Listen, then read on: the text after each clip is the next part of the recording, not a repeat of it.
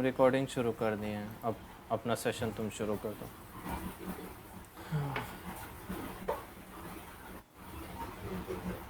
जैसे कि last session में हम लोग मतलब स्क्रीन दिख रहा था मतलब क्लियर है स्क्रीन। हाँ। तो जैसा कि लास्ट सेशन में हम लोग देखे थे, लास्ट सेशन था हम लोग का कंटेंट सिक्योरिटी पॉलिसी। तो कंटेंट सिक्योरिटी पॉलिसी में बहुत बार मतलब कंटेंट सिक्योरिटी पॉलिसी लगाने के लिए हमको एक बग क्या एक वल्नरेबिलिटी दिखाना पड़ गया था जिसका नाम था एक्सेस। तो वो एक्सेस होता क्या है, उससे और बचने का क्या क्या चांसेस है और क्या क्या मतलब तरीका है, तो वो आज हम लोग देखेंगे इसमें। और मतलब हम लोग इस कोर्स में ओएस का टॉप 10 सिक्योरिटी वल्नरेबिलिटीज फॉलो करते हैं, जो कि हर 3 या 4 साल पे निकलता है, जिसमें एक्सेस लगभग हर बार ही आता है। तो अच्छा। इस साल भी जब 2020 में रिलीज हुआ है उसमें इंजेक्शन अटैक्स एक्सेस, उसमें इंजेक्शन अटैक्स फिर ब्रोकन ऑथेंटिकेशन के साथ, जो कि अभी ट्विटर में हुआ, तो हम्म। उसके साथ एक्सेस भी इंक्लूडेड है। तो XSS generally known as cross site scripting. हाँ। ये मतलब ये तरह का ऐसा अटैक है जो फ्रंट एंड पे ज़्यादातर वो मतलब ये रहता है, मतलब ये सर्वर पे मेलिशियस कोड एग्जीक्यूट करता है, लेकिन इसका क्या बोलूं, कि इसका जो फोकस है जनरली वो किस पे रहता है, फ्रंट एंड पे। ये जो भी करता है फ्रंट एंड से करता है, और अच्छा। ये मतलब जो एक्सरसाइज जो भी है वन ऑफ द मोस्ट मतलब परफॉर्म वल्नरेबिलिटीज चेक या फिर बोलेंगे one of the most perform hacking method by hackers. तो हम लोग आगे समझेंगे ऐसा क्यों होता है और कौन कौन सी जगह पे एक्सेस मिलने का चांसेस है। तो जनरली क्रॉस साइट स्क्रिप्टिंग है। स्क्रिप्टिंग जनरली हम लोग वेबसाइट में स्क्रिप्टिंग के लिए जावास्क्रिप्ट यूज़ करते हैं या फिर जावास्क्रिप्ट का कोई फ्रेमवर्क यूज़ करते हैं। हम्म। तो जावास्क्रिप्ट एक ऐसा लैंग्वेज है जो हम लोग को सर्वर के साथ कम्युनिकेट करने में भी हेल्प करता है और अपना फ्रंट एंड फ्रंट एंड को मतलब प्रेजेंटेबल बनाने में भी हेल्प करता है। हम्म। और बहुत सारे मेजर सीएमएस प्लेटफॉर्म्स हो गया, जैसे कि वर्डप्रेस पीएचपी यूज़ करता है। बाकी हम्म। सीएमएस प्लेटफॉर्म जैसे गैट्सबी या फिर गोस्ट, स्टैपी, ये सब मतलब हम्म। बहुत सारे सीएमएस प्लेटफॉर्म्स जावास्क्रिप्ट यूज़ करता है। और जैसा हम बोले कि वर्डप्रेस पीएचपी यूज़ करता है, तो ऐसा नहीं है क्रॉस साइट स्क्रिप्टिंग पीएचपी में नहीं होता है। पीएचपी में भी होता है, लेकिन पीएचपी में सिर्फ मतलब पीएचपी का फोकस बहुत कम रहता है, क्योंकि वो बहुत एक्सटेंसिवली यूज लैंग्वेज नहीं है। मतलब जैसा कि वो ऐसा होता है ना कि लिनक्स के लिए वायरसेस बहुत कम है, क्योंकि हम्म। लिनक्स से ज़्यादा विंडोज़ का यूज है। मतलब विंडोज़ लोग ज़्यादा विंडोज़ यूज़ करता है लिनक्स से, इसलिए लिनक्स के लिए वायरस कम है, विंडोज़ के लिए वायरसेस ज़्यादा है। हम्म। तो वैसे ही जावास्क्रिप्ट के लिए क्रॉस साइट स्क्रिप्टिंग मेथड्स ज़्यादा है और पीएचपी के लिए cross site scripting methods minute है, एकदम बहुत माइन्यूट। तो मतलब और जैसा कि ये पहला बोल रहा है कि जावास्क्रिप्ट क्लाइंट साइड लैंग्वेज है, लेकिन अब वो सर्वर के साथ कम्युनिकेट करने में भी हेल्प करता है, और एनालिटिक्स हो गया फिर कोई सेशन हो गया, वो सब सर्वर के साथ कम्युनिकेट करने में जावास्क्रिप्ट ही हेल्प करता है हम लोग का।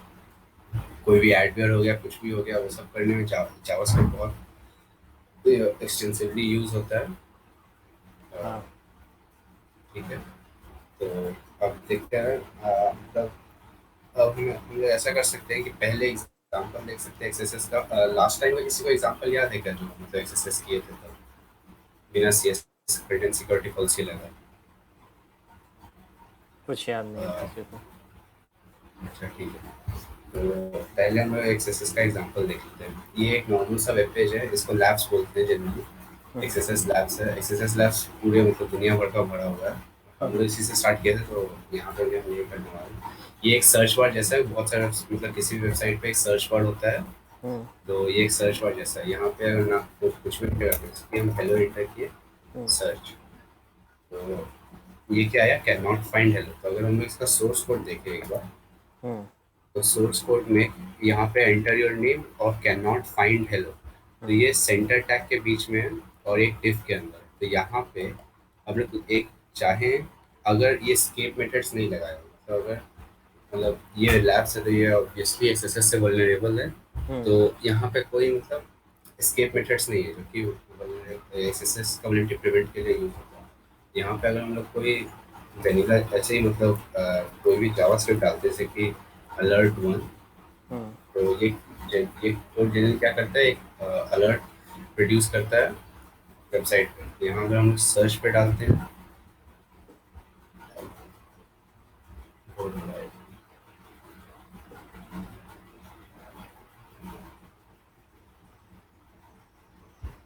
तो हम देख सकते हैं यहाँ पे name is equal to script,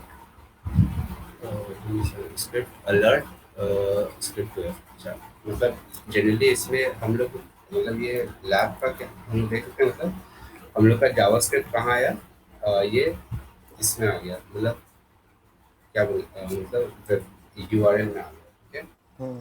तो हम लोग जैसे देख सकते हैं हम लोग का जावास्क्रिप्ट यूआरएल में जा रहा है और एज अ स्क्रिप्ट टैग ही जा रहा है, हम्म। मतलब कोई डिफरेंस नहीं हो रहा। तो अच्छा, ये रन क्यों नहीं हुआ, क्योंकि यहाँ पे एक प्रॉब्लम हो गया। हम लोग ये रन किए थे, यहाँ पे स्क्रिप्ट टैग का क्लोजिंग गलत हुआ है। हम्म। अब अगर हम लोग सर्च पे क्लिक करते हैं, यहाँ पे एक अलर्ट प्रोड्यूस हुआ जो कि क्या क्या बोल रहा है, वन। तो हम तो ऐसा तो मतलब कुछ इंटेंडेड नहीं था ना, मतलब जो वेबसाइट हाँ। बनाया वो तो ऐसा कोई इंटेंट नहीं कर रहा है। हाँ। लेकिन ये हम लोग इंजेक्ट किया अलर्ट को, हम्म। तो उसकी वजह से ये अलर्ट दे रहा है। इसको ओके करेंगे तो वेबसाइट नॉर्मली खुलेगा। वो हम्म। लैब का अपना जनरली ये लैब क्लियर करने के लिए हम लोग को ये वाला स्क्रिप्ट रन करना पड़ता है, जो कि डॉक्यूमेंट ऑब्जेक्ट मॉडल की वजह से हम लोग को इसका यूआरएल दे देता है। तो यहाँ पे जो अलर्ट होगा, हम्म। यहाँ पे जनरली अलर्ट जो होता है उसमें आता मतलब इस वेबसाइट का यूआरएल, लेकिन जैसे कि ये लैब है और हम लोग सही किए तो ये बोल रहे हैं you are welcome to the next round. Hmm. ठीक है, तो इसको आगे करते हैं। तो वेलकम टू चैलेंज टू, इसमें भी सेम प्रोसीजर करेंगे। Hello hmm. सर, इस बार मैसेज चेंज हो गया, इस बार कैन नॉट फाइंड हेलो की जगह क्या लिख रहा है, can not find your query. Hmm. तो अब हम लोग इसका अगर सोर्स कोड ये जस्ट एग्जांपल्स के लिए, अगर हम इसका सोर्स कोड देखते हैं तो यहाँ पे आ रहा है can not find your query, और हम लोग का हेलो कहाँ जा रहा है, वैल्यू में जा रहा है। हम्म। तो अगर हम लोग इसको वैल्यू ना दें, तो वैल्यू की जगह अगर स्क्रिप्ट मतलब अगर हम लोग इनपुट टैग यहाँ पे क्लोज कर दें यहीं पे वैल्यू के बाद, तो ये दो चीज़ करेगा। एक क्या करेगा, क्योंकि वैल्यू ना होने के लिए ये एक एरर देगा, और दूसरा क्या करेगा, ये इनपुट टैग यहाँ पे क्लोज हो गया तो इनपुट टैग के बाद हम लोग कुछ भी अपना स्क्रिप्ट रन कर सकते हैं। ठीक है, हम्म। मतलब ये समझ में आया, जैसे कि हम लोग जो वैल्यू दे रहे हैं सर्च बार में वो यहाँ पे जा रहा है। हम्म। हेलो, तो स्क्रीन बड़ा कर, हम्म। तो वैल्यू में जा रहा है। तो हम लोग दो काम कर सकते हैं, एक कि हम लोग वो हम करके दिखाते हैं क्या है। तो हम लोग यहाँ पे वैल्यू दिए तो वो वैल्यू टैग में जाएगा। तो यहाँ पे पहले हम लोग क्या किए, ये एक इनपुट टैग है ये हम्म। पूरा। ठीक है, तो ये इनपुट हम लोग पहले क्या किए, इनपुट टैग को क्लोज कर दिए। ठीक, हम्म। अब इसके बाद जब यहाँ पे इनपुट टैग क्लोज हो जाएगा वैल्यू, तो वो क्या आएगा, value is equal to hmm. Input tag मतलब क्लोजिंग इनपुट। तो ये क्लोजिंग इनपुट टैग जब हो जाएगा तो वैल्यू जब कुछ नहीं होता है, मतलब नील होता है या फिर कोई स्ट्रिंग नहीं होता है, तो यहाँ पे एक एरर देता है वैल्यू। हम्म। तो या तो हम लोग उस एरर का यूज़ कर सकते हैं, जो कि उस फंक्शन का नाम क्या है, ऑन एरर फंक्शन। लेकिन उसके लिए हम लोग को एक और एक्स्ट्रा टैग यूज़ करना पड़ेगा, जो कि वो एरर मैसेज को उसमें पास करे। हम्म। तो वो जैसे कि हम लोग इनपुट टैग यहाँ पे क्लोज कर दिए, तो यहाँ पे हम लोग और कोई फंक्शन यूज़ नहीं कर सकते हैं, तो हम लोग को दूसरा टैग खोलना पड़ेगा। दूसरा टैग के लिए हम लोग फिर से स्क्रिप्ट टैग खोलें, हम्म। फिर से अलर्ट डॉक्यूमेंट डॉट यूआरएल,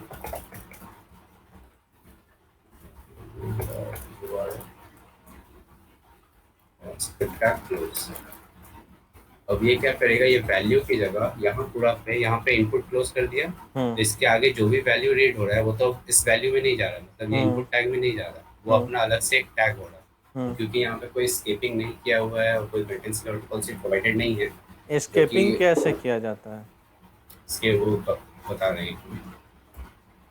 तो अब हम लोग यहाँ पे फिर से जब सर्च क्लिक करते हैं तो फिर से हम लोग का आया वेलकम टू नेक्स्ट, मतलब ये राउंड भी क्लियर हो गया। हम लोग इसका सोर्स कोड देखें तो यहाँ पे ये इनपुट टैग क्लोज हुआ वैल्यू में, तो ये पूरा इनपुट टैग यहाँ से लेके यहाँ पे क्लोज हो गया, हम्म।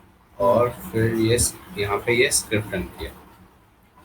ठीक है, हम्म। मतलब इनपुट टैग तो यहाँ पे क्लोज और फिर यहाँ पे ये स्क्रिप्ट रन किया अलर्ट डॉक्यूमेंट की बात। इसकी वजह से हम लोग को ये एक अलर्ट आया, हम्म। जो अलर्ट आया। ठीक है, तो यही मतलब जनरली यही एक्सेसेस होता है। इस पर्टिकुलर एक्सेसेस का नाम है रिफ्लेक्टेड एक्सेसेस, जो हम लोग यूआरएल में देख सकते हैं।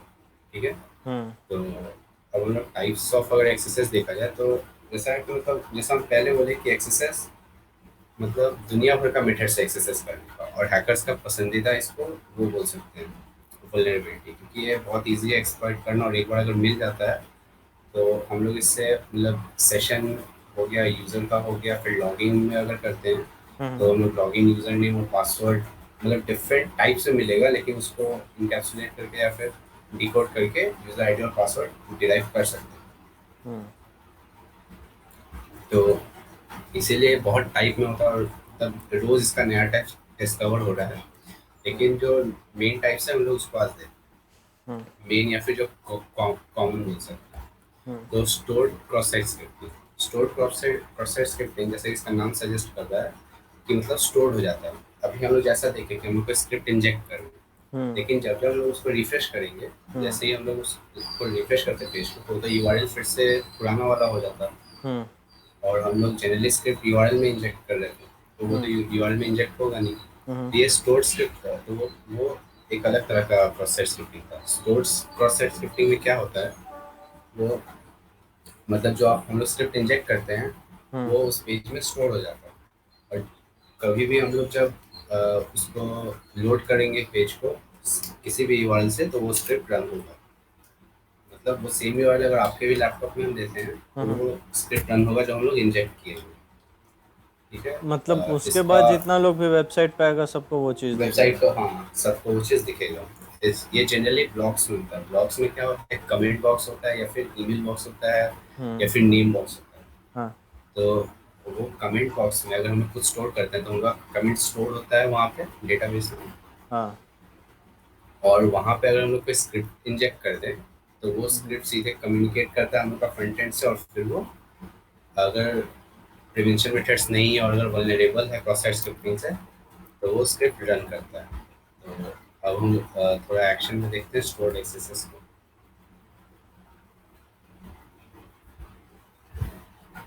कोड्सुगर जनरली एक कंपनी है जो कि मतलब टूल्स और ट्यूटोरियल्स प्रोवाइड करता है, यही मतलब साइबर सिक्योरिटी से रिलेटेड। कोर्सुगर का एक बहुत अच्छा टूल है बर्बसूट, जो कि जनरली यूज होता है मतलब वीएपीटी में, वल्नरेबिलिटी असेसमेंट पेनिट्रेशन टेस्टिंग में। अच्छा। बहुत अच्छा टूल है। यही वेबसाइट वेब सिक्योरिटी एकेडमी। हाँ, नहीं नहीं, वेबसाइट है कोड्सफिगर.net। वेबसाइट ये है कोड्सफिगर.net। इसमें वेब सिक्योरिटी एकेडमी करके मतलब अलग से इसका ट्यूटोरियल और वो सब आता है। अच्छा। ठीक है, तो ये मान लीजिए एक ब्लॉग है, हम्म कुछ भी ब्लॉग है ये। ठीक है, तो ये ब्लॉग में बहुत सारे कमेंट्स है पहले से, और यहाँ हम्म पे हम लोग का ऑप्शन दिया है कमेंट करने का। हम्म तो हम लोग कुछ भी कमेंट करते हैं, हेलो, फिर नेम डाल दिए, ईमेल,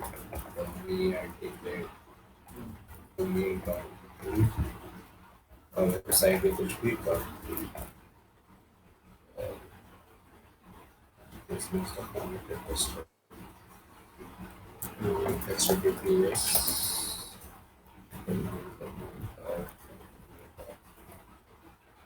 तो ये हम लोग कुछ भी इसमें कमेंट करते हैं। तो हम लोग क्या देखे, thanks for your comment, back to block. अगर हम बैक टू ब्लॉक करते हैं तो हम लोग का कमेंट यहाँ पे ये स्टोर हो गया, डमी नाम से हेलो कमेंट था, डमी नाम का।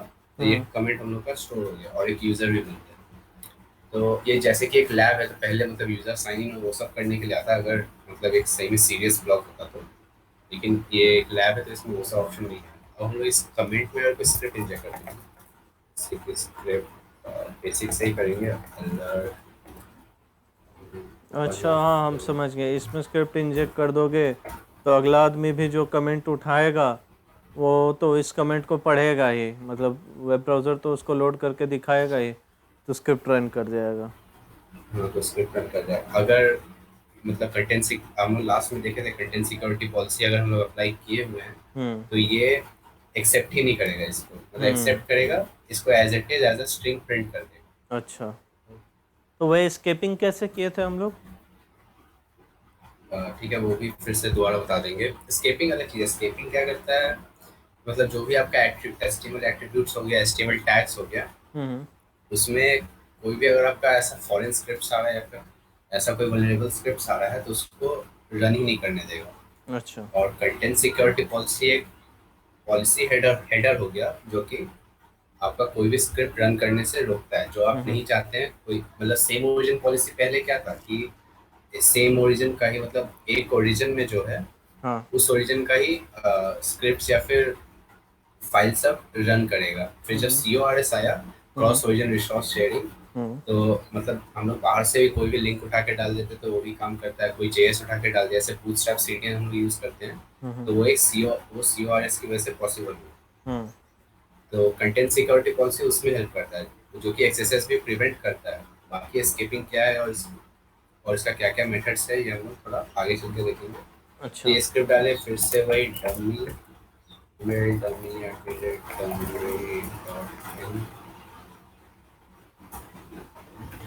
डमी और वेबसाइट भी सेम फिर से dummy.com। अब हम लोग कमेंट पोस्ट करते हैं, तो ये कमेंट वहाँ पे पोस्ट हो गया होगा। अब जब हम लोग बैक टू ब्लॉग जाएंगे, हम्म। एक अलर्ट प्रोड्यूस हो रहा है जो क्या बोल रहा है 1, और यहाँ पे ओके किए, ये दिखेगा स्टोर हो गया है, लेकिन कुछ दिखा नहीं रहा है। हम तो यहाँ पे स्क्रिप्ट डाले थे, लेकिन वो स्क्रिप्ट एज अ टैग ले लिया है, ठीक है, वो एज अ स्ट्रिंग नहीं लिया है जो यहाँ पे मतलब शो करेगा। तो जब हम लोग इसको रिफ्रेश भी करते हैं तो हम लोग को फिर से अलर्ट दिखा। इसका मतलब ये किसका एग्जांपल है, ये है स्टोर्ड एक्सेसेस का एग्जांपल, हाँ, समझ जो गए कि अभी यहाँ इसका। पे स्टोर हो गया है। सही से समझ गए कि हाँ वो तो इसका एक बार कमेंट में स्टोर हो गया तो जितना बार वो कमेंट दिखेगा पेज पे उतना बार वो टैग रन करेगा उतना जितना बार वो बार। रन रन करेगा ही। हाँ। समझ गए। तो ये वर्डप्रेस वेबसाइट्स में जनरली हो ही जाता है। अच्छा। मतलब ये बहुत सारा जो नॉर्मल वर्डप्रेस वेबसाइट होता है, जो कि खुद से जो कुछ फंक्शन नहीं करता है, वो स्केपिंग बहुत कम करता है। मतलब अब वर्डप्रेस खुद से स्केपिंग बहुत कम करता है, तो अगर पूरा कोऑर्डिनेटेड अगर क्रॉस साइट स्क्रिप्टिंग अटैक है तो स्टोर्ड एक्सेसेस का चांसेस बहुत। अच्छा। जैसा कि कल ही एक एग्जांपल आया था, IIIT हैदराबाद का एक ब्लॉग चलता है अपना, तो अच्छा। उसमें मशीन लर्निंग में कोई एडवेयर इंजेक्ट कर दिया था। अच्छा। अ, मेरे पास अच्छा नहीं, हम इनकॉग्निटो में खोले थे वो ब्लॉग्स, तो हिस्ट्री में स्टोर नहीं होगा, एकदम दिखा रहे थे। तो एडवेयर इंजेक्ट कर दिया था। एडवेयर कहाँ पे इंजेक्ट, वो वर्डप्रेस पे ही होस्टेड था, WP एड मतलब वो कहाँ पे इंजेक्ट किया था, वो फिर हमको बोला ढूंढने के लिए। तो लग के फिर उसका ढूंढे तो पता चला मतलब एक रशियन कोई हैकर अथॉरिटी या फिर कुछ मतलब रशियन एडवेयर ही था, इतना मतलब वो पता चल गया। अच्छा। तो कोई वो वर्डप्रेस में ही स्टोर कर दिया था। अच्छा। उसको बोले स्केपिंग था, मतलब लेके कोड में लग रहा था ये कुछ कुछ स्केप्स किया हुआ है। स्केप मतलब जनरली क्या होता है कि मतलब किसी चीज़ को स्केप कर जाना, तो वो जनरली कुछ कुछ स्क्रिप्ट स्केप किया होता है, लेकिन वो बहुत ही ज़्यादा अच्छा टाइप था, तो इसीलिए वो लोग उस मतलब उस वो उसकी वजह से वो सब नहीं रुका। तो वही एडवेयर रन हो रहा था बार बार उसको रन करके।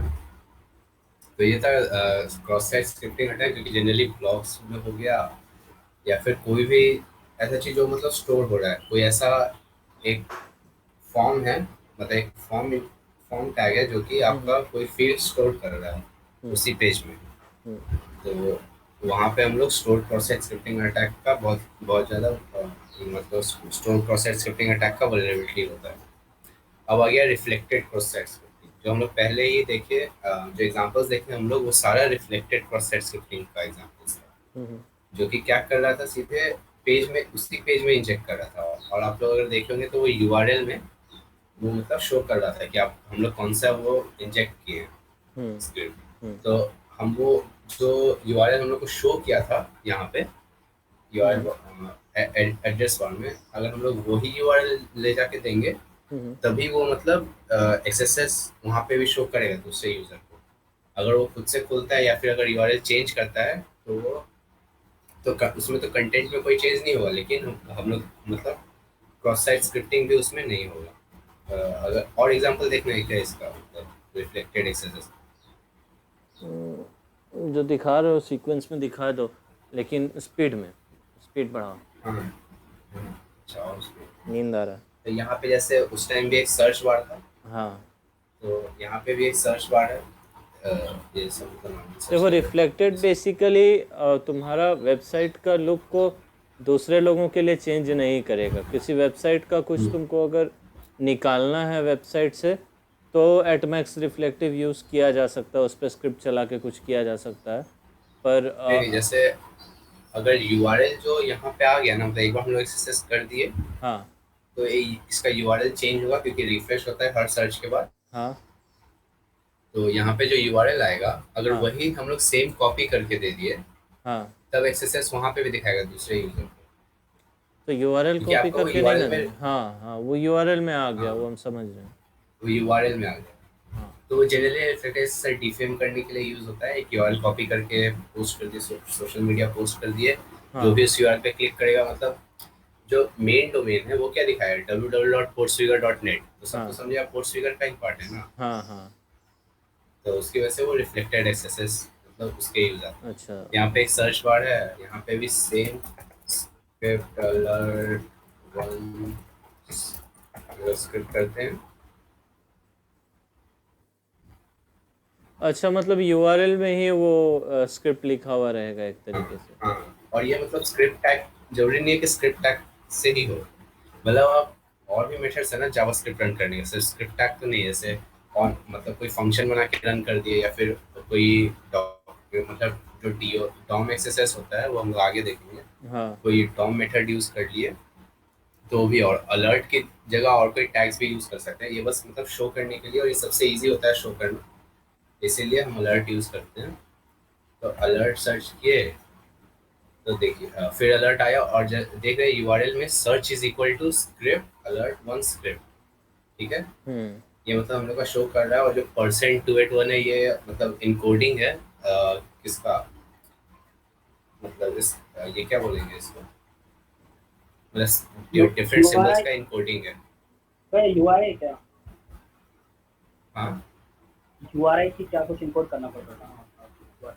नहीं नहीं, ये जैसे इनकोडिंग होता है, मतलब डिफरेंट सिंबल्स है। जैसे ये बैकस्लैश का इनकोडिंग %2 होता है, हाँ हाँ, वही और तुम्हारा ब्रैकेट।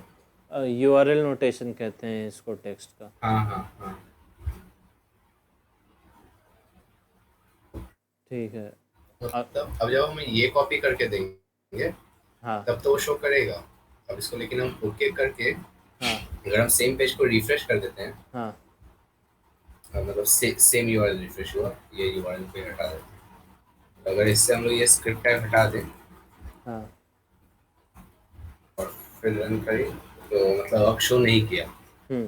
तो वही हम बोलना चाहते हैं, रिफ्लेक्टेड एक्सेसेस जनरली दूसरे यूजर को शो नहीं करता, और ये मतलब डिफेम और ये सब के लिए यूज होता अच्छा। है। जहाँ पे सर्च बार हो, या फिर कॉन्टैक्ट फॉर्म्स हो गया, हाँ हाँ रिफ्लेक्ट कॉन्टैक्ट फॉर्म्स हो गया, या फिर कोई मतलब यूजर आईडी और यूजर नेम में भी तो मतलब पोस्ट कोई रिक्वेस्ट यूज करके जाता है ना सर्वर के पास। हाँ तो उस रिक्वेस्ट में अगर हम लोग ये कर देते हैं, तो भले ही पोस्ट रिक्वेस्ट हो, लेकिन वो रिफ्लेक्ट करेगा। हाँ तो वो सब में यूज होता है रिफ्लेक्टेड एक्सेसेस। हाँ। फिर एक होता है ब्लाइंड क्रॉस साइट स्क्रिप्टिंग, जो कि मतलब उतना वो नहीं है, मतलब उतना फेमस नहीं है, क्योंकि यूजर को क्या मतलब हैकर को क्या हो रहा है वो ये देख नहीं पाता। मतलब इंजेक्ट कर दिया स्क्रिप्ट, हाँ और इंजेक्ट करने के बाद कुछ हुआ, ठीक है, उसको पता है कुछ होगा क्योंकि हाँ वल्नरेबल है। और बहुत सारा ऐसा टूल्स आता है जिसमें आप पहले भी मतलब करके देख सकते हैं कहाँ पे वल्नरेबिलिटी है। हाँ। अ, वो टूल्स हम यहाँ पे नहीं डिपेक्ट कर सकते, मतलब कुछ रीजन है उसका। अच्छा। तो हम बता देते हैं आपको। तो ब्लाइंड क्रॉस साइट स्क्रिप्टिंग क्या होता है, मतलब कोई मतलब वल्नरेबल कोई भी स्क्रिप्ट इंजेक्ट कर दिया, मैलिशियस स्क्रिप्ट, हम्म। लेकिन वो मैलिशियस स्क्रिप्ट रन किया कि नहीं किया ये हैकर को पता नहीं चलेगा। अच्छा। हाँ, तो इसीलिए ये बहुत ज़्यादा फेमस नहीं और यूज़ नहीं होता है, और ये बहुत ज़्यादा मतलब हार्ड होता है एग्जीक्यूट करना। अगर वल्नरेबिलिटी मिल भी गया, तो हाँ। इसको एग्जीक्यूट करना बहुत हार्ड होता है, क्योंकि आप स्क्रिप्ट का आउटपुट नहीं देख सकते। अच्छा। हाँ, तो इसीलिए इसका लैब्स करने का ही फायदा नहीं था। तो मतलब इसका लैब्स हम इंक्लूड नहीं किए हैं, क्योंकि आउटपुट दिखेगा नहीं। हम्म। ठीक है, और एक होता है DOM based cross site scripting. Hmm. ये जनरली लोग निगलेक्ट कर देता है, और इससे प्रिवेंशन नहीं होता है, क्योंकि मतलब उतना फेमस नहीं है। और अगर मॉडर्न फ्रेमवर्क्स यूज़ किया जाए, तो ये DOM based cross site scripting नहीं होता है। ठीक है, अच्छा। और ये डॉम बेस्ड क्या होता है, मतलब डॉम मतलब होता है डॉक्यूमेंट ऑब्जेक्ट मॉडल। तो और एक मतलब सिर्फ भी जैसे हम देखें, तो जावास्क्रिप्ट में डॉक्यूमेंट का मतलब कंसोल में जाके अगर हम डॉक्यूमेंट करते हैं, डॉम क्या होता है हम लोग को पता है, आगे बोलो। अच्छा ठीक है, सॉरी। तो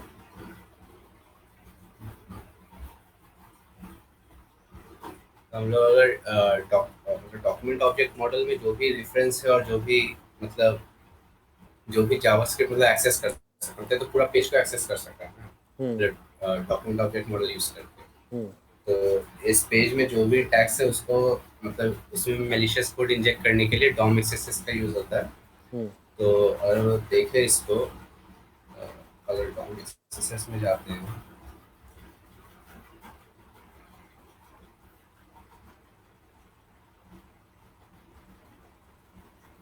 ठीक है, तो यहाँ पे ये सर्च बार है।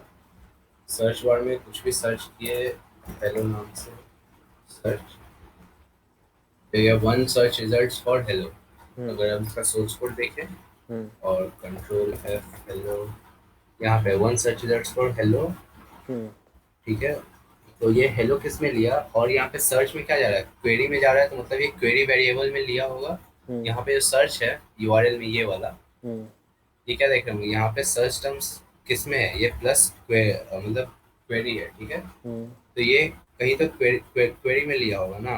हम्म और क्वेरी हम लोग को, अब हम लोग को ढूंढना है कि ऐसा कौन सा टैग है पूरे इस डॉम में जो कि मतलब इससे वल्नरेबल हो सकता है। तो यहीं पे अगर हम लोग देखें तो ये इमेज टैग है। हम्म तो अगर इमेज एसआरसी ही हम लोग इमेज एसआरसी ही अगर गलत हो, उसमें कुछ नहीं जाए, तो एक वो हम्म एरर प्रोड्यूस करेगा। तो अगर हम्म हम इसमें देखते हैं, हम्म तो अगर हम लोग इमेज टैग क्लोज कर दिए यहाँ पे, हम्म इसका मतलब अगर हम लोग यहाँ पे इमेज टैग क्लोज कर दिए, हम्म यहाँ पे सर्च इज इक्वल टू के बाद ही, हम्म तो सर्च टर्म्स में तो कुछ गया नहीं, तो मतलब उसका एसआरसी में कुछ मतलब वो मिला नहीं, मतलब जो उसको रन कर सके या फिर कुछ दिखा सके उससे। हम्म तो एसआरसी में ऐसा कुछ मिला नहीं, तो यहाँ पे हम लोग इमेज टैग क्लोज कर दिए।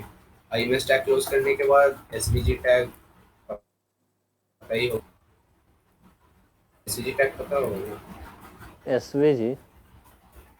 हाँ एसवीजी मतलब एसवीजी इंक्लूड करने के लिए, जैसे इमेज हाँ इंक्लूड हाँ करने हाँ के लिए हाँ होता है। हाँ उसके बाद हम लोग एक एसवीजी रन कर दिए जो ऑन लोड, मतलब इमेज टैग तो नहीं हुआ, लेकिन उसके बाद जो टैग होगा वो होगा एसवीजी, ठीक है। हम्म तो यहाँ पे एसवीजी टैग, और इसमें अगर ये अलर्ट प्रोड्यूस करते हैं तो फिर से एक अलर्ट आया हम्म जो कि क्या होता है, हम लोग को वन जो कि हम लोग किए थे। तो ये डॉम लिस्ट हो गया, मतलब एक ऐसा टैग ढूंढे जो कि वल्नरेबल है एक्सेसेस के। हम्म तो वो हो गया डॉम बेस्ड एक्सेसेस।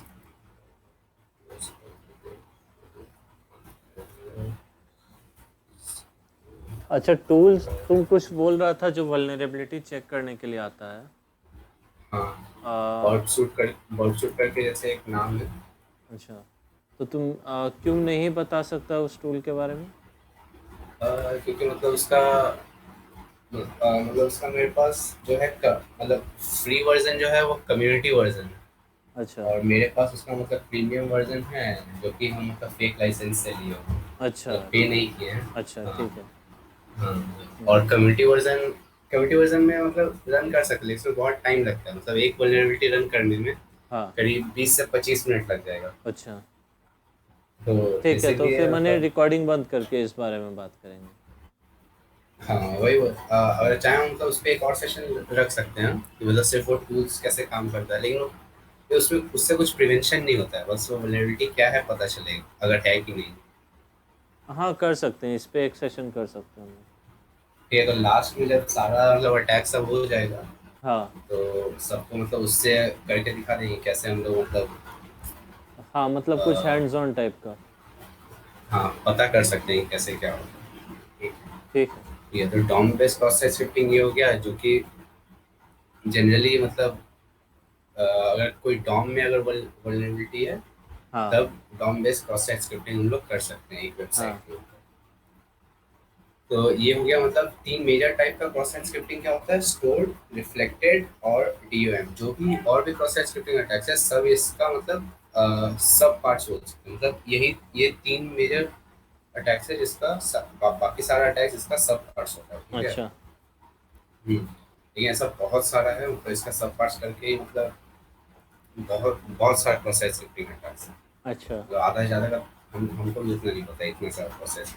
हम लोग जब मतलब किसी एक हैकर को सारा एसएसएस अटैक्स नहीं पता हो सकता, अच्छा। लेकिन फिर भी ये मोस्ट फेमस वल्नरेबिलिटी है एक वेब पेज। ठीक है। ठीक है, तो ये हो गया। अब देखते हैं मतलब जो कि मेजर हम लोग का मतलब टॉपिक होना चाहिए कि how to prevent XSS attack. हाँ। तो ये पूरा थियोरेटिकल है, ठीक है, मतलब कोई ऐसा लैब नहीं आता है, कोई ऐसा कुछ नहीं आता है कि मतलब आप एक्सेसेस अटैक प्रिवेंट कर ही देंगे। हम्म। लेकिन मतलब थ्योरी में अगर ये सब होता है ना, गुड प्रैक्टिसेस फॉलो करना, हाँ। तो अगर हम लोग ये गुड प्रैक्टिसेस फॉलो करते हैं तो तब मतलब चाहे तो ये मतलब प्रिवेंट हो सकता है।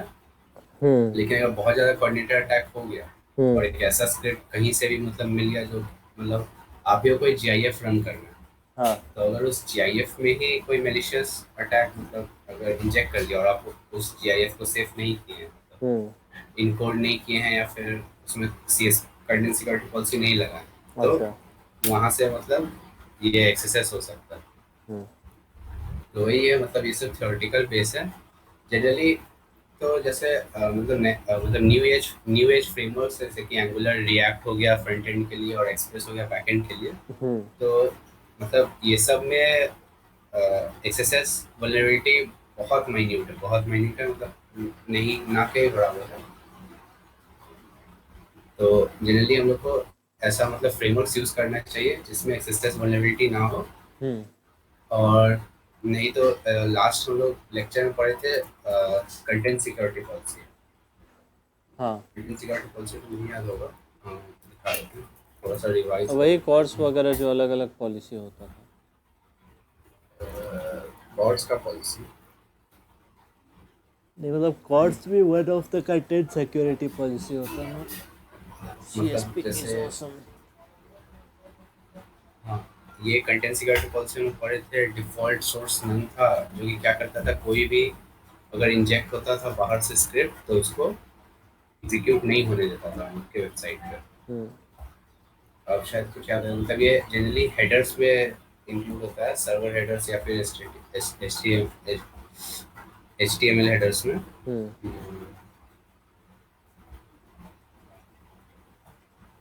ये मतलब ऐसा जिसमें पॉलिसी डायरेक्टिव होता था, फिर उसके बाद ये पॉलिसी डायरेक्टिव डालते थे कि कहाँ मतलब कौन कौन सा करना है क्या नहीं करना है, जिसमें बहुत सारा मतलब मेथड्स भी था कि किसको इंक्लूड करना है किसको इंक्लूड नहीं करना है। हाँ। ठीक है, तो ये मतलब हम लोग पढ़े थे लास्ट टाइम। तो ये एक मेथड है जिससे हम लोग एक्सेसेस को प्रिवेंट कर सकते हैं। फिर है फिल्टर इनपुट ऑन अराइवल। तो जैसे ही मतलब हम एक तरीके से इनपुट दे रहे हैं ना, जहाँ पे भी एक्सेस हो रहा है, तो सर्च बार हो गया या फिर कमेंट बॉक्स हो गया या फिर वैसा कोई भी बॉक्स हो गया, मतलब एक फॉर्म है जो कि एक इनपुट ले रहा है। तो उसमें हम लोग जो भी इनपुट दे रहे हैं उसको पहले ही मतलब बीच में ही फिल्टर कर दें। मतलब जैसे कि ये वैस जैसा हम बताया कि मतलब एक ऑर्गेनाइजेशन था, इंटरनेशनल ऑर्गेनाइजेशन है जो कि ये सब मेंटेन करता है। तो इसका ये सब स्किपिंग टेक्निक्स है कि मतलब कहाँ पे अनट्रस्टेड डेटा नहीं डालना चाहिए या फिर कहाँ पे इनपुट को फिल्टर करना चाहिए। इसका मतलब करीब 7 से 8 रूल्स है। जैसे कोई भी स्क्रिप्ट टैग हो गया, तो अगर हम्म। स्क्रिप्ट टैग आ रहा है हाँ। कोई भी हम लोग का इनपुट में, तो हम लोग हाँ। को मतलब नहीं लेना चाहिए। अच्छा। हाँ, मतलब कोई भी स्क्रिप्ट टैग अगर इनपुट आ रहा है हाँ। तो वो तो नहीं होना चाहिए। तो हम लोग एक ये स्किपिंग मतलब इसमें इसको डिनाई कर सकते हैं कंटेंट सिक्योरिटी पॉलिसी यूज करके, या फिर डायरेक्ट जो स्केप कर मतलब एक होता है ना व्हाइट लिस्ट और ब्लैक लिस्ट बना के। हम्म। तो ब्लैक लिस्ट में डाल सकते हैं कोई स्क्रिप्ट टैग आ रहा है और उसके अंदर कोई डेटा है जो हम लोग रन नहीं करना चाहते हैं, तो हाँ। वो डाल दिया। ठीक है, एट्रीब्यूट नेम्स होता है जैसे कि डिफ टैग के अंदर क्लास हो गया, स्टाइल हो गया, ये सब एट्रीब्यूट है। और इमेज टैग के अंदर हम लोग देखे एसआरसी एट्रीब्यूट था, तो एसआरसी को क्लोज करके डायरेक्ट हम लोग वहाँ पे एसवीजी ऑनलोड कर सकते थे। अच्छा। तो वो एट्रीब्यूट में कोई अनट्रस्टेड डेटा ना आए, फिर कोई सीधे टैग में ही ना आए, मतलब यहाँ पे वो मतलब जो तीसरा लैब था शायद उसमें वैल्यू जो था हाँ। वो भी एक एट्रीब्यूट था, तो उसको हम लोग वैल्यू को ही हिंडर करके और वहाँ पे एक्सेस अटैक रन किए थे। हम्म। तो वही है इनर टैग नेम। फिर CSS में भी स्टाइल टैग के अंदर नहीं होना चाहिए। तो ऐसा मतलब इसका पूरा रूल्स और सेट ऑफ रूल्स डिफाइंड है, जो कि अगर फॉलो किए तो काफ़ी हद तक मतलब ये रिस्पॉन्स हेडर्स जो आता है, हम्म तो जनरली हम लोग जो कंटेंट सिक्योरिटी पॉलिसी पढ़े थे लास्ट क्लास में, उसमें क्या किए थे, रिस्पॉन्स हेडर्स में ही मतलब हम लोग CSP इंट्रोड्यूस किए थे। हम्म तो अगर रिस्पॉन्स हेडर्स में CSP है और अगर स्केपिंग भी कर रहे हैं, मतलब वाइट लिस्ट और ब्लैक लिस्ट बना के कैसा रिस्पॉन्स आना चाहिए कंटेंट, इसमें किस किस चीज़ पे लिमिट है, कंटेंट लेंथ हो गया, हम्म फिर मतलब URI रिक्वेस्ट है, और मतलब ये बैड HTTP रिस्पॉन्स है और ये गुड HTTP रिस्पॉन्स है। तो अगर हम लोग ये दोनों में फिल्टर कर पाए हम्म तो तब भी हम लोग बहुत ज़्यादा इसको मतलब एक्सेस को प्रिवेंट कर सकते हैं। फिर ऐसा ही बहुत सारा मेथड है। फिर एक सैनिटाइजेशन लाइब्रेरी भी आता है अच्छा HTML का, मतलब सैनिटाइज करने के लिए। ये पैर सैनिटाइजर एक एक्सप्रेस का भी लाइब्रेरी है, जो कि XSS अच्छा, मतलब एक मिडलवेयर टाइप का आ से। गया। हाँ हाँ, ये एक लाइब्रेरीज मतलब अब तो नॉर्मल HTML में भी आ गया, जो कि मतलब जो कि हेल्प करता है, जैसे HTML सैनिटाइजर हो गया, hmm Google closure library, DOM purify हो गया जावास्क्रिप्ट में करने के लिए, PHP का भी है और पाइथन का भी है, हम्म पाइथन ब्लीच। तो ऐसा HTML सैनिटाइजर और ये सब अब आ चुका है, जिसको आप लोग मतलब हम लोग डाल सकते हैं प्रिवेंट करने के लिए एक्सेस। हम्म ये हो गया। और अगर कुकी का देखा जाए, इम्प्लीमेंट कंटेंट सिक्योरिटी पॉलिसी, और मतलब content security policy one of the best methods है इसको मतलब XSS अटैक से प्रिवेंशन के लिए। हम्म ठीक है, तो कंटेंट सिक्योरिटी पॉलिसी अगर है तो हाफ या मतलब more than half of the XSS attacks को हम लोग प्रिवेंट कर सकते हैं, और बाकी स्केपिंग से हो जाएगा।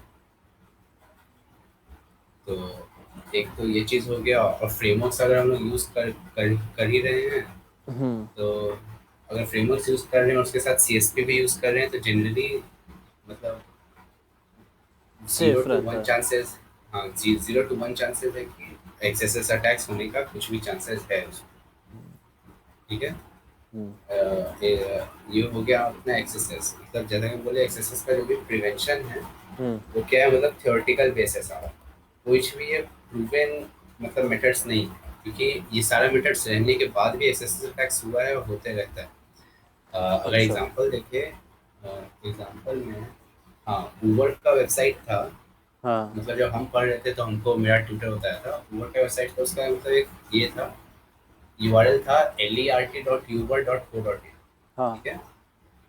तो उसमें क्या हो रहा था, रिफ्लेक्टेड एक्सेसेस, मतलब वो वल्नरेबल था, वो ये वाला डोमेन रिफ्लेक्टेड एक्सेसेस, हाँ जो कि क्या रहता है, किसी यूजर का एड्रेस अगर आपको चाहिए तो मतलब इंट्रोड्यूस कर दे रहा था अगर पेलोड इंजेक्ट करने पे। अच्छा तो उसका URL कुछ ऐसा था, तो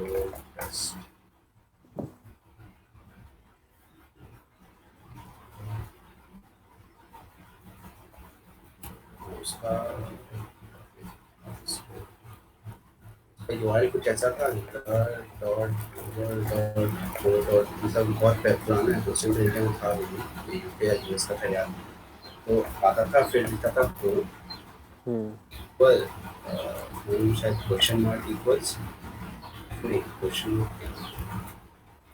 मार्क प्रो इक्वल, और यहाँ पे जो भी अपना पेलोड है, पेलोड क्या होता है, जो भी हम लोग मतलब स्क्रिप्ट इंजेक्ट करते हैं या फिर कुछ भी इंजेक्ट हाँ करते हैं। हाँ ठीक है। तो यहाँ पे अगर हम लोग मतलब रिफ्लेक्टेड एक्सेस यूज़ करके हम्म यहाँ पे पेलोड इंजेक्ट करते थे, तो हम्म वो एक एड्रेस मतलब शो कर देता था यूज़र का, हम्म मतलब किसी भी यूज़र का, जो यहाँ पेलोड्स में अगर आप यूज़र का नाम एड्रेस करके, मतलब पेलोड तो वो लोग रिलीज नहीं किया था, हम्म लेकिन बताया था कि मतलब एक URL है जिसमें ऐसा होता है। ठीक है। तो ये हुआ था ऊबर के साथ, और उस टाइम मतलब ऊबर भी कंटेंट सिक्योरिटी पॉलिसी लगाया हुआ था, उसका बाकी सारा डोमेन्स पे काम कर रहा था, लेकिन ये पर्टिकुलर डोमेन पे हम्म यहाँ पे शायद हो सकता है उसको कोई बाहर से मतलब शेयर करना हो रिसोर्स, जो जिसकी वजह से वो CSP नहीं लगा या फिर कुछ हुआ होगा ऐसा। हाँ तो मतलब इन्फॉर्मेशन रिलीज इसका ऊपर नहीं किया मैं। तो अच्छा। एक ये अटैक हुआ था एक्सएसएस का, और एक्सएसएस का अटैक मतलब ये बड़ा बड़ा अटैक से होता है ऐसे तो मतलब बोलना ही चाहिए, लेकिन कोई भी पाकिस्तानी वेबसाइट्स जो कि 100 वेबसाइट है सारे एक्सएसएस वल्नरेबल। हम्म। तो ये हो गया। और एक था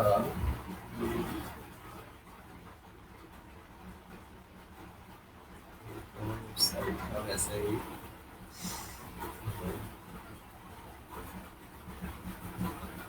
ऐसा और भी बहुत सारे एग्जांपल्स हैं जिसमें मतलब एक्सएसएस ये सब रहने के बावजूद भी एक्सएसएस अटैक्स हो गया था उसके ऊपर। हम्म। ठीक है। ये तो input data on output use appropriate response headers input data on output क्योंकि अगर एक्सेस अटैक हो भी जाता है हम्म। तो कोई सेंसिटिव डेटा रिलीज ना हो, जैसे कुकी से मतलब सेशन का कुकी हम लोग इंपोर्ट कर दिए, हम्म। या फिर जो भी रिस्पांस जा रहा है यूआरएल हो गया, ये सब को हम्म। हम लोग इंपोर्ट कर दिए ताकि अगर एक्सेस हो भी जाता है तो हम लोग का कोई सेंसिटिव डेटा रिलीज ना क्या नो हो जाए इम्पोर्ट? अटैकर को। नो इम्पोर्ट क्या किए कि उससे नहीं मिलेगा एक्सेस में? मतलब इंपोर्ट कर दिया, जैसे इंपोर्ट इंपोर्ट का भी लाइब्रेरीज आता है और ऑप्शंस आता ओ, है हर एक एनकोड, मतलब ENCODE। सीओ। हाँ हाँ, इंपोर्ट। एनकोड कर दिया। अच्छा, मतलब डेटा चला तो भी ये गया तो कोई दिक्कत नहीं है, उसको हैकर समझ अगर नहीं एक्सेस पाएगा। रन भी हो गया तो मतलब हम्म। अटैकर से कोई डेटा एक्सेस ना कर पाए। हम्म। कोई सेंसिटिव डेटा हो गया मतलब हाईजैक, मतलब सेंसिटिव डेटा अगर इधर से रिलीज हो गया तो दूसरा मेथड्स में अपना यूज कर सकता है ना। हम्म। तो उसके लिए वो इंपोर्ट डेटा भी करना एक ऑप्शन है। हम्म। तो ये सब बस मतलब थ्योरेटिकल प्रिवेंशन है एक्सेस के लिए। हम्म। बाकी तो बेस्ट है कि कोई फ्रेमवर्क यूज़ किया जाए ऐसा जो कि एक्सेस नहीं हो, जिस पे एक्सेस नहीं होता। हम्म। तो ये एक्सेस हो गया। एक्सेस से कोई क्वेश्चन है क्या? अब तो कोई क्वेश्चन है नहीं। और मेन कारण ये है, जैसे रिफ्लेक्टिव एक्सेसेस में हम लोग देखें कि यूआरएल अगर वैसा है और यूआरएल स्ट्रक्चर पे अगर पेज डिपेंड कर रहा है, मतलब वेब का जो इनिशियल नेचर रहा है कि क्लिक किए तो एक यूआरएल पे दिखता है और यूआरएल से यार डेटा जाता हाँ है, हाँ तो राइट एक हाँ तरीके से URL encoded data is bad for your website website in general. Reflected XSS के लिए वल्नरेबल। या लेकिन वहीं पे मतलब like better to use post requests instead of URL get encoded. Request, Yeah. मतलब पोस्ट रिक्वेस्ट भी कभी कभी मतलब वल्नरेबल हो जाता है एक्सेस। तो ऐसा भी नहीं कि मतलब पोस्ट वो तो रिक्वेस्ट कमेंट वाला में पूरा। होगा ना, कमेंट वाला में मान लो पोस्ट रिक्वेस्ट डाल के कमेंट डाला हाँ और स्टोर्ड उसके बाद फिर स्टोर्ड लोड एक्सेस में किया। हाँ हाँ, हाँ स्टोर्ड हाँ हाँ, एक्सेसेस बोलिए। में तुम्हारा पोस्ट रिक्वेस्ट वल्नरेबल हो जाएगा। हाँ लेकिन स्टोर्ड एक्सेसेस में क्या है कि वो जो डेटा है वो तुम्हारा सर्वर से ट्रैवल करेगा, तो सर्वर करेगा। लेवल पे ही तुम उसको चेक कर सकते हो। वही रिस्पॉन्स हेडर में जो मतलब रिस्पॉन्स आ रहा है, मतलब अगर वहीं पे हम लोग कंटेंट सिक्योरिटी पॉलिसी लगा दें कि ये हाँ। कंटेंट पास ही नहीं हो, हाँ, एक तरीके तो से स्टोर्ड एक्सेसेस जो है that is like not just a front end concern, मतलब सिर्फ फ्रंट एंड से स्टोर्ड एक्सेसेस करना इम्पॉसिबल है। इम्पॉसिबल। इससे फ्रंट एंड में मतलब जनरली कोई स्टोर नहीं करता है, अगर छोटा मोटा चीज़ हो तब तो आदमी स्टोर कर लेते हैं। हम्म। कमेंट्स हो गया और फिर यूजर इन्फो हो गया, ये सब मतलब सर्वर से कम्युनिकेट करने के बाद ही होता है उसको। हाँ। तो अच्छा, ये इसके क्या बाद क्या एक्सेस। टॉपिक था? इसके बाद भी एक मतलब क्रॉस साइट का ही है। क्रॉस साइट का ही मतलब एक और वल्नरेबिलिटी है जो कि अब उतना मतलब फेमस नहीं है, लेकिन जब आया था तब बहुत फेमस था। और मतलब ये पहला बार हुआ है कि सी एस आर है वो एस के टॉप 10 में मतलब इंक्लूडेड नहीं। अच्छा। क्योंकि हम क्रॉस साइट स्क्रिप्टिंग बता रहे थे तो हम्म। सोचे मतलब क्रॉस साइट एक्सपोजर बता रहे थे, और ओपन कोर्सवेयर में भी मतलब इसका ये था मतलब चर्चा था इसका। अच्छा। तो क्रॉस साइट रिक्वेस्ट फॉर्जरी छोटा सा एक चीज़ है, ज़्यादा ध्यान भी नहीं देंगे इसको तो, क्योंकि अभी तो मतलब आप कभी anti C S R F या फिर एंटी सी सर्फ यूज़ किए हैं? नहीं। मतलब मतलब एक्सप्रेस लिखने टाइम या फिर रिएक्ट में तो नहीं है, एक्सप्रेस नहीं है, एक्सप्रेस लिखने टाइम नहीं, एक लाइब्रेरी है एंटी सी एक्सप्रेस सर्फ। हम बहुत कम लिखे हैं। अच्छा तो मतलब जनरली एंटी सीसरफ यूज हो रहा था, एंटी सीएसआर टेक्निक्स बहुत सारा आ गया। अच्छा। तो सीएसआरएफ को मतलब कहीं कहीं सीसर भी बोल देता है सर, फिर मतलब सीसर जैसे ये वाला सीसर भी और सीसर ऐसे करके ये सब भी बोला जाता है कि ये वेब सिक्योरिटी वल्नरेबिलिटी है जो अटैकर को अलाउ करता है, मतलब जो यूजर है उससे एक हम्म। ऐसा मतलब ऐसा कोड रन करवाए या फिर ऐसा प्रोसेस रन करवाए जो यूजर करना नहीं चाहता। अच्छा। मतलब आप कभी ऐसा होता है ना कि वीडियो ही होता है, आप प्ले बटन पे भी क्लिक करते हैं हाँ तो यूआरएल रिडायरेक्ट हो जाता है, जबकि हाँ, ऐसा कोई साइंस नहीं रहता है, मतलब लेकिन यूआरएल वो रिडायरेक्ट तो होने बाय वाला है। डिज़ाइन होता है ना, वो तो बाय डिज़ाइन होता है, जो वेबसाइट बनाया बाय उसका हाँ, डिज़ाइन है।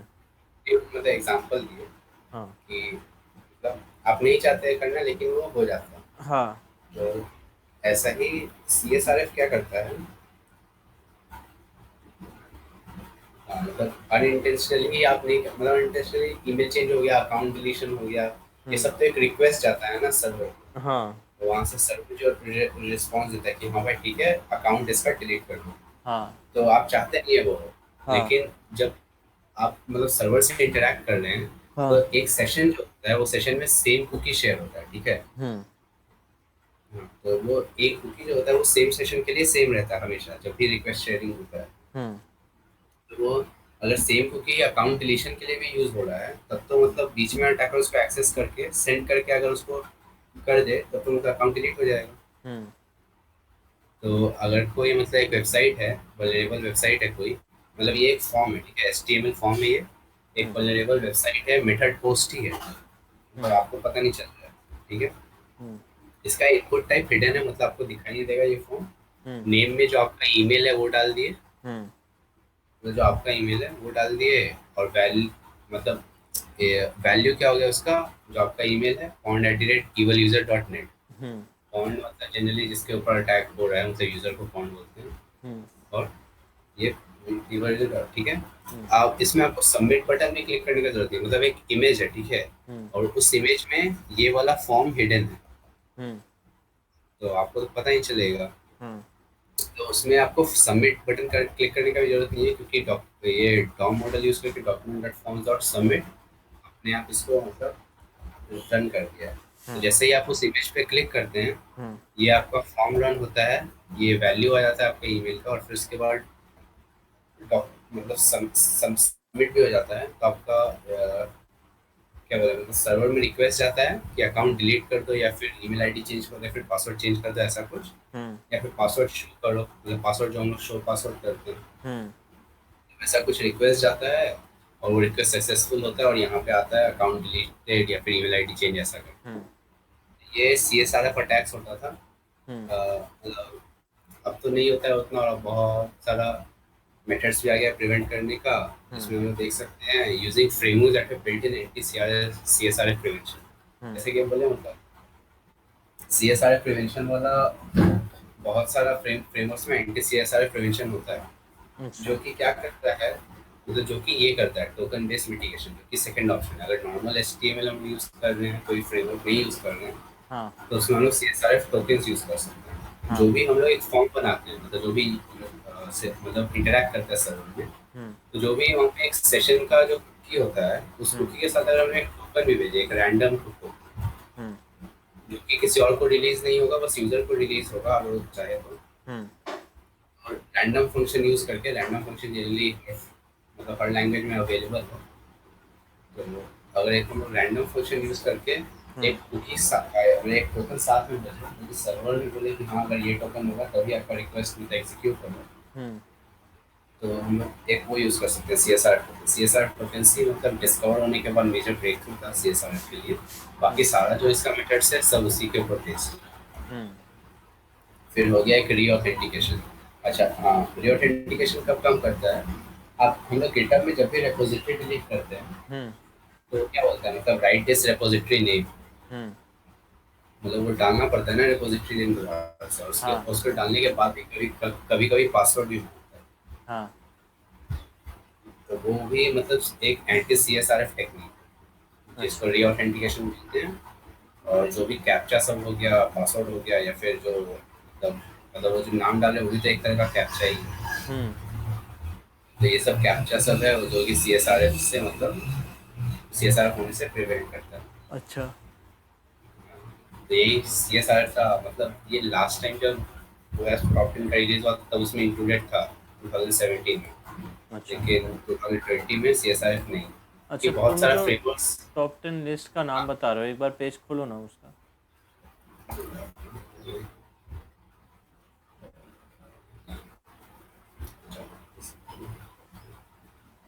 ये हो गया injection, SQL injection, NoSQL injection, DLS, ये सब। हाँ। Broken authentication, sensitive data exposure, XML internal entities, जो कि हम लोग को ही लगता है XML तो यूज नहीं करते हैं ना हम लोग। नहीं। हाँ, तो XML करने का link security misconfiguration, threat modelling जो हम लोग किए थे, हम्म। उसमें हम सिक्योरिटी मिसकॉन्फ़िगरेशन जनरली डील कर लिए थे। क्या होता है, कैसा मतलब लाइब्रेरीज फ्रेमवर्क क्या यूज करना चाहिए, या तो वो हो गया था सिक्योरिटी मिसकॉन्फ़िगरेशन। XSS अभी हो गया, इनसिक्योर डीसerialization।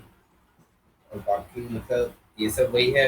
ये लास्ट का दोनों जनरली यही है कि मतलब आपको अपडेट करते रहना चाहिए अपनी जो भी लाइब्रेरीज फ्रेमवर्क या फिर जो भी हम्म। यूज हो रहा है कंपोनेंट्स उसको। तो लास्ट कम्युनिटीज ये है, तो इसमें से जनरली अगर एक्सेसेस हो गया तो injection, token authentication, token access control, मतलब ये तीन और मेन एक मेन मतलब रिस्क बोलेंगे या फिर वल्नरेबिलिटी बोलेंगे जो कि बचता है। अच्छा। और फिर इसके बाद आप अगर वो जानना चाहते हैं तो इसके बाद फिर हम लोग उस पर जा सकते हैं नेटवर्क सिक्योरिटी, जो कि हम्म। थोड़ा बहुत मतलब TCP/IP लेयर पे जो होता है, हम्म। जो कि हम लोग के काम करेंगे। नेटवर्क सिक्योरिटी तो और भी बहुत बड़ा है, लेकिन हम लोग के काम का TCP/IP लेयर है। हम्म। तो उसके हिसाब से नेटवर्क सिक्योरिटी पे भी एक लेक्चर होगा। ठीक है, आज का लेक्चर यहीं तक रहेगा ना? हाँ, यही तो था मतलब। जैसे XSS का हम तो सोचे थे बहुत सारे लैब्स कर देंगे, लेकिन अच्छा, कितना टाइम हुआ? करीब 40-50 मिनट लग गया। और ये 1 52 घंटा हो मिनट हुआ, गया। 52 मिनट हो गया। हाँ, तो सही है आज के लिए। ठीक है। नेक्स्ट नेक्स्ट टॉपिक जनरली अच्छा, CORS भी बताने का जरूरत है क्या? नहीं, एक बार तो बात हो ही चुका है उसके बारे में। हाँ, और कुछ है भी नहीं, वैसा मतलब एक पॉलिसी है जो कि मतलब cross version resource sharing allow करता हम्म। अच्छा, रिकॉर्डिंग अब स्टॉप करें ना, क्योंकि सेशन तो ओवर हो है। गया एक तरीके से। हाँ, हाँ। ठीक है।